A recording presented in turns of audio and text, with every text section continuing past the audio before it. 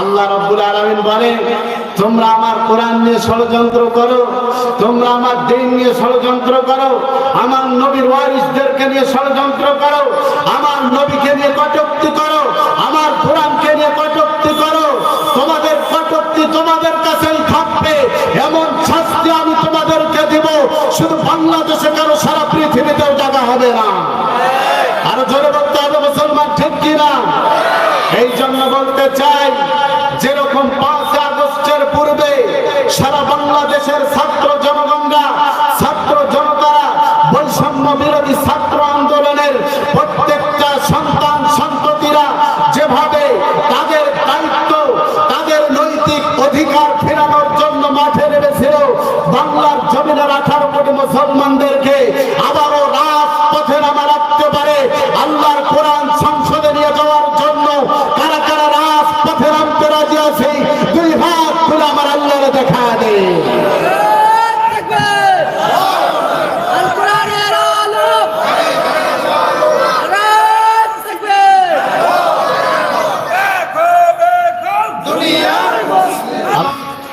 জীবনের যে পাপ রয়েছে, অন্যায় রয়েছে, এগুলোর জন্য অনুতপ্ত হইতে হবে, এগুলোর জন্য অনুশোচিত হইতে হবে।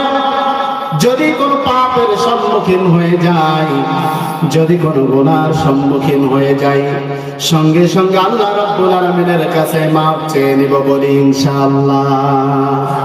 আল্লাহর কাছে তওবা করতে হবে, কারণ জীবনে পাপ তো হয়ে যাবে। আমার বাবাজিরা ভুল করেছিলেন, হযরত আদম আলাইহিস সালাতু ওয়াস সালাম, তিনি আল্লাহর কাছে দোয়া করেছেন, রব্বুল আলামিন আমার ভুল হয়ে গেছে, অন্যায় হয়ে গেছে, নিজের নফসের উপর জুলুম করে ফেলেছি, তুমি যদি আমারে ক্ষমা না করো, তুমি যদি আমার উপর রহম না করো, তাহলে আমি ক্ষতিগ্রস্তের মধ্যে পড়ে যাব। এইভাবে আল্লাহর কাছে দোয়া করেছেন।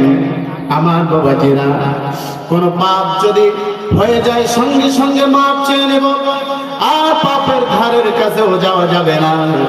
শয়তান কিন্তু পিছনে লাগাই থাকবে সব সময়, শয়তানের কুমন্ত্রণায় পড়ে, শয়তানের কুচক্রণায় পড়ে কখনো কোনো সময়ের জন্য পাপ করা যাবে না, গুনাহ করা যাবে না।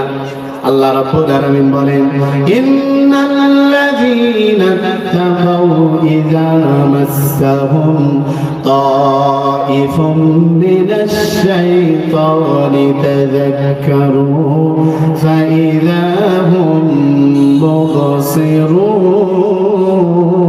মুবসিরুন। আল্লাহ রাব্বুল আলামিন বলেন, নিশ্চয় যে তাকওয়া অবলম্বন করবে, নিশ্চয় যে আল্লাহ রাব্বুল আলামিনকে ভয় করবে, ইযা মাসসাহুম তাইফুম মিনাশ শাইতান, আর যখন শয়তান তাকে কুমন্ত্রণা দিবে, শয়তান তাকে ধোঁকা দেওয়ার জন্য প্রচেষ্টা করবে, তাযাক্কারু, সঙ্গে সঙ্গে আল্লাহর এই বান্দা আল্লাহর স্মরণ করবে, বলি সুবহানাল্লাহ। তাহলে এই আয়াত থেকে বোঝা গেল, যারা আল্লাহকে ভয় করে, যারা তাকওয়া অবলম্বন করে চলে, এই সমস্ত ব্যক্তিগুলো যদি কখনো শয়তানের চক্রে পড়ে যায়, শয়তানের কুমন্ত্রণায় পড়ে যায়, সঙ্গে সঙ্গে আল্লাহ তাআলাকে ভয় করনেওয়ালা বান্দাগুলো, ব্যক্তিগুলো আল্লাহরে স্মরণ করে, বলি সুবহানাল্লাহ। তাহলে দেখেন, আর যখন এই সমস্ত বান্দাগুলো আল্লাহ রাব্বুল আলামিনকে স্মরণ করে, আল্লাহ রাব্বুল আলামিন বলেন, ফাইদা হুম মুবসিরুন, অতঃপর আমি আল্লাহ রাব্বুল আলামিন আমার ওই সমস্ত বান্দাদের দৃষ্টি শক্তি খুলে দেয়। সুবহানাল্লাহ। দৃষ্টি শক্তি খুলে দেয় কেমনে? খুব ভালো করে শোনেন। হযরত ইউসুফ আলাইহিস সালাতু ওয়াস সালামকে যখন জুলাইখা ঘরের মধ্যে বন্দী করলেন, ঘরের মধ্যে ঢুকাইলেন, যখন গুনাহ করার জন্য আহ্বান করছেন, তার উপর জুলুম করছেন, চাপাচাপি করছেন, আল্লাহর নবী হযরতে ইউসুফ আলাইহিস সালাতু ওয়াস সালাম তার কাছে সাড়া না দিয়ে দরজা করে দৌড় দিয়েছেন, দরজার দিকে দৌড় দিয়েছেন, আর সমস্ত দরজাগুলো আরশের মালিক আল্লাহ খুলে দিয়েছেন। এই জন্য যখন গুনার সম্মুখীন হয়ে যাব, স্মরণ করব যাকে, চিল্লায় বলেন তিনি কে? আরেকটা আওয়াজ দিয়ে বলেন তিনি কে? আমার ভাইয়েরা, এই আয়াতের ব্যাখ্যায় মুফাসসিরিন কিরাম তাফসীর কেরাম তাফসীর ইবনে কাসির থেকে বলছি, আল্লামা ইমাদউদ্দিন ইবনে কাসির তাফসীর ইবনে কাসিরের মধ্যে লিখেছেন, এক যুবক আল্লাহর বান্দা আবেদ মসজিদে ইবাদত করে, আল্লাহর গোলামি করে, মসজিদে বেশি বেশি যাতায়াত করে, মসজিদে আমল করে, ইবাদত করে। এই যুবকের মনে ধরেছে একজন রমণীর, একজন নারী, একজন মহিলা। এই মহিলা প্রতিদিন এই যুবককে প্রেমের প্রস্তাব দেয়, প্রতিদিন কুমন্ত্রণা দেয়, তার মনের কামনা বাসনার জন্য যুবককে আহ্বান করে। আমার বাবাজিরা, এই যুবক একদিন এই মহিলাটাকে সাড়া দিয়ে এই মহিলার বেডরুম পর্যন্ত চলে গেছে। এই যুবক শয়তানের ধোঁকায় পড়ে মহিলার বেডরুম পর্যন্ত চলে গেছে। যখন গুনার কাজ করবে, গুনার কাজ করার পূর্বে তাযাক্কারু, আল্লাহ রাব্বুল আলামিনকে স্মরণ পড়ে গেছে, আল্লাহর কথা মনে হয়ে গেছে। আরে আমি মসজিদে নামাজ পড়ি, সালাত আদায় করি, আল্লাহর প্রিয় একজন বান্দা, আমি আল্লাহর গোলামি করি, আল্লাহর দাসত্ব পালন করি। আমি আজকে শয়তানের কুমন্ত্রণায় পড়ে যুবকের বেডরুম পর্যন্ত এসেছি গুনার কাজ করার জন্য।